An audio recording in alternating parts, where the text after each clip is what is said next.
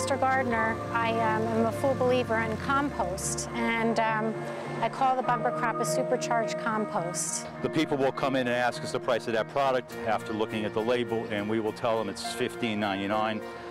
And a couple will say, oh, sure, and they'll get in their cars and take the little short trip up to Home Depot, park in the parking lot, go and ask them in Home Depot for a bumper crop, and they don't know what it is. So they have nothing comparable to this product, and that's, I believe, the edge that we have as independents to compete in this business. And it's a return product. When they buy 1 or 2 bags, they come back for 10 more bags. The original bumper crop that we've been making for Master Nursery is a fantastic product. One of the best relationships we have at Coast of Maine is with a guy named Gordon Kelly, and he has a peat bog in Cherryfield, Maine, which is only about 20 minutes from our site.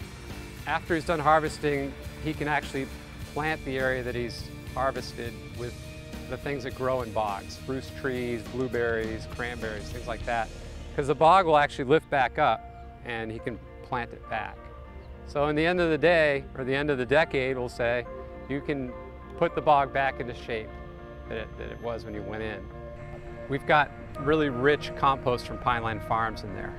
Okay, most national brands may use a leaf compost or no compost at all. They may just be peat moss, bark fines, or even bark in the mix. It's a higher nutrient compost. It's very unique.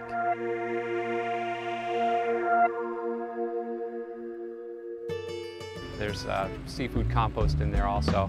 We've got this wonderful lobster body that has still a lot of nitrogen in it. The shells themselves in the composting process break down to release a lot of calcium. And calcium is the #1 thing plants need. We are independent garden center owners that have set the standard for this business, and this is my flagship product. I sell more bumper crop than I sell anything else in the store in a bag product. I think bumper crop is good because people come in and they ask for perlite, they ask for vermiculite, they ask for peat moss, they ask for compost manures, and we say, there's no need. We have 1 bag and do it all. It's easy, you just lay it down, tull it into the soil, and you plant in it. You don't really have to think about it. It's all thought about for you. Garden centers have had great success with it. Gardeners who use it can see the difference. They can't get something like this from a box store. For us as new employees to only have to concentrate on 1 product to sell makes it a lot easier because we're constantly learning about different plants and different procedures and everything else that goes on when you're a new employee. To just be able to concentrate on a product that's good for planting in the soil and then a product that's good for planting in containers makes it a no-brainer. You know, everybody can understand that. I take my time with the customer and I show them the ingredients in the bumper crop.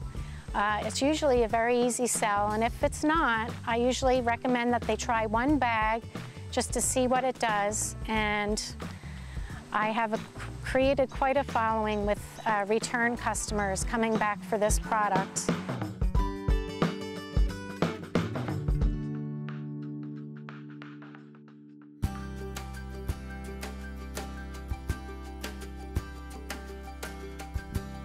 The next step was to take this really great product, a product we know that works. How do we take it to the next level? The new bumper crop recipe has been a lot of fun to work on. One of the things that's made it, for us, a fairly natural next step is that almost all of the ingredients that we're adding to the new recipe are materials that we've had a lot of experience working with over the years.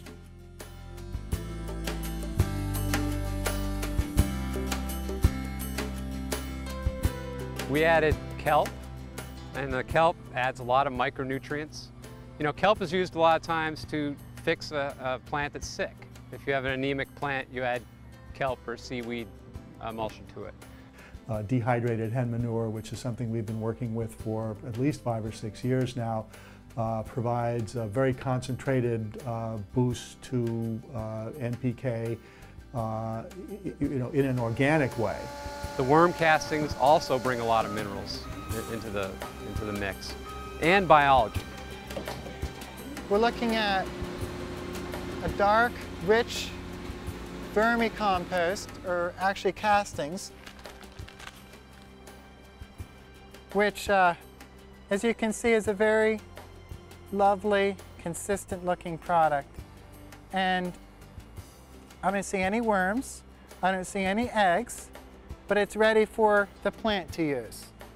And you can simply just mix it in with your potting soil, and it will enhance the biology, which plants need biology in the soil. Plants need fungi, they need bacteria, and the earthworm castings provide that in a large way. That's a very rich, fine product. Mycorrhizal inoculum, that's a little bit on the new side for us, but I mean, we're getting very enthusiastic with what we're finding out about it to the extent that we'll probably start thinking seriously about introducing it into some of the things that we do for ourselves. The mycorrhizae are really what supercharges it. Mycorrhizae are what form a partnership with the root in order to allow it to extract more from the soil. So we're just putting it in there so the plant has access to it right away instead of waiting for nature to get that in there over a couple of years' time. I don't see where you could go wrong. I mean, it's going well for us now. I can't even imagine how my plants are going to be when I try the new additions. Adding mycorrhiza, I think you got a real home run here with all those components.